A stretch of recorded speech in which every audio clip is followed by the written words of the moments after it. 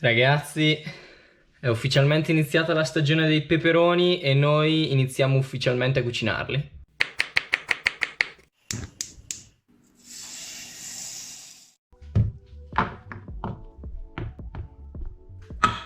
Bene, oggi facciamo la peperonata e la mia peperonata prevede 4 ingredienti: peperoni, carote, cipolle, brodo vegetale e vabbè, sale e pepe. E poi vi spiego anche perché io uso carote e cipolle, non è una peperonata con solo peperoni. Per le quantità mi baso sul peso dei peperoni e di carote e cipolla faccio la metà di quel peso.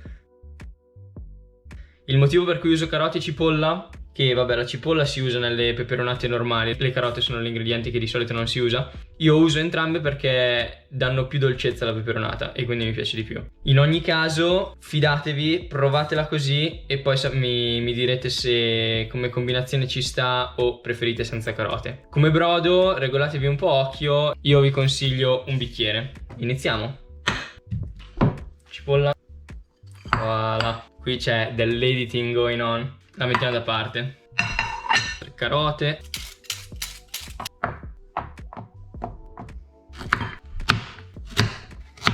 Bene, le carote le sciacquo e le asciugo e le metto qua. Per i peperoni li abbiamo lavati anche questi. L'unica catch sui peperoni è che non dobbiamo eliminare la parte bianca che è amara. Per tagliarli, se volete un modo espresso, andate di fretta, dovete vedere queste striature qua e tagliare via verticalmente la fetta. La parte bianca rimane all'interno e noi abbiamo subito il nostro pezzo di peperone.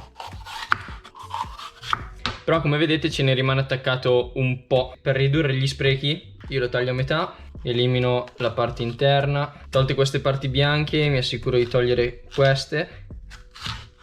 Ok, questo qui è quello che dobbiamo eliminare. Via anche questo.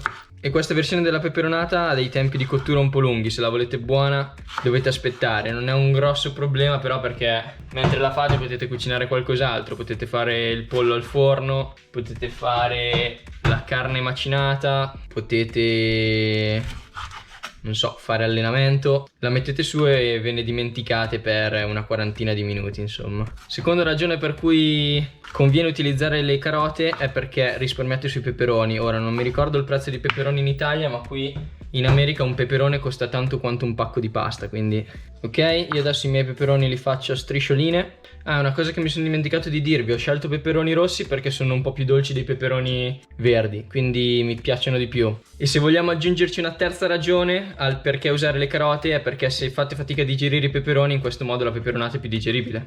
Buoni i nostri peperoni, li abbiamo tagliati. Carote io le taglio a listarelle, siccome abbiamo a listarelle i peperoni e a listarelle le carote, però insomma potete tagliarle un po' come preferite.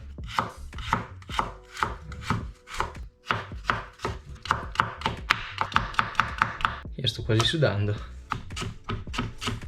Oh no, finally. Bene, abbiamo tutto pronto, ci possiamo spostare ai fornelli. Ottimo, fuoco, giro d'olio. C'è un po' abbondante, la peperonata lo chiede. Cipolla. Fuoco bello alto qua, eh. Per la cipolla mi sono dimenticato un'altra volta. Potete usare quella normale, quella dolce, quella rossa è molto, ci si sposa molto bene con i peperoni. Se pensate non vi faccia digerire la cipolla, per renderla più digeribile basta che la lasciate in ammollo una mezz'oretta in acqua fresca. Bene, aggiungo subito le carote. Si è tuffato anche un peperone.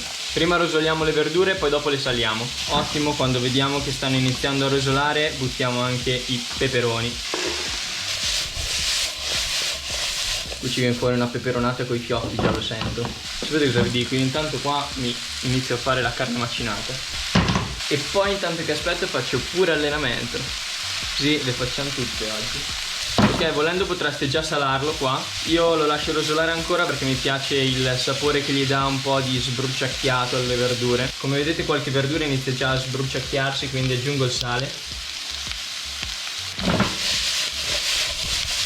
Copro un attimo.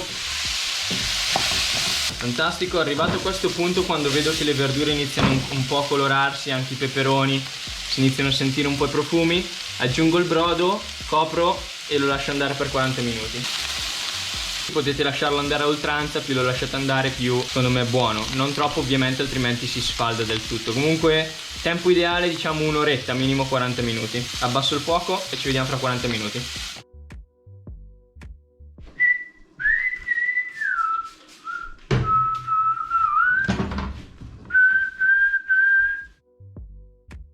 Bene ragazzi, per me sono passati 50 minuti e questo è il risultato che abbiamo dopo 50 minuti.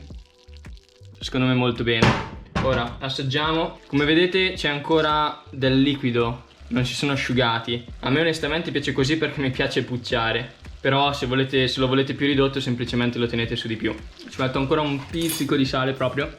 Bisogna stare attenti perché allora mettendo le carote, le cipolle, la peperonata è naturalmente dolce. Quindi non è detto che manchi di sale, ma semplicemente che i sapori sono dolci. Ok, la lascio andare ancora 2 minuti proprio e poi la tiriamo su e assaggiamo. Tanto che ho fatto un casino come al solito con l'acqua che sgocciolava dai coperchi.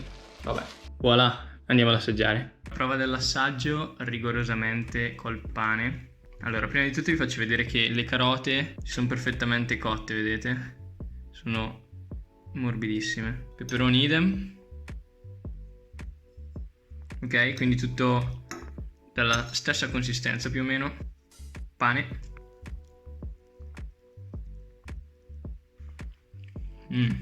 Raga, ma la peperonata col pane è una cosa fantastica.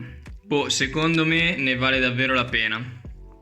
E poi intanto che ci sono i peperoni buoni conviene sfruttarli. Cioè, davvero buono, molto molto buono. Poi raga, il sughetto è la cosa più buona forse. Provate, fatemi sapere cosa ne pensate. Se fate una ricetta diversa condividetela, che sono curioso di provare alternative. E buon appetito!